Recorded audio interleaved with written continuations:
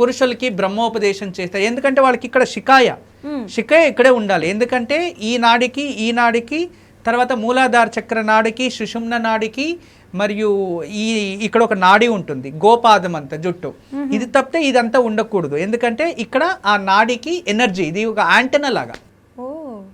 అంటే ప్రకృతిలో ఉన్న చైతన్య శక్తి ఇలా తీసుకొని బ్రహ్మరంధ్రం నుంచి శరీరంలోకి వెళ్ళాలి.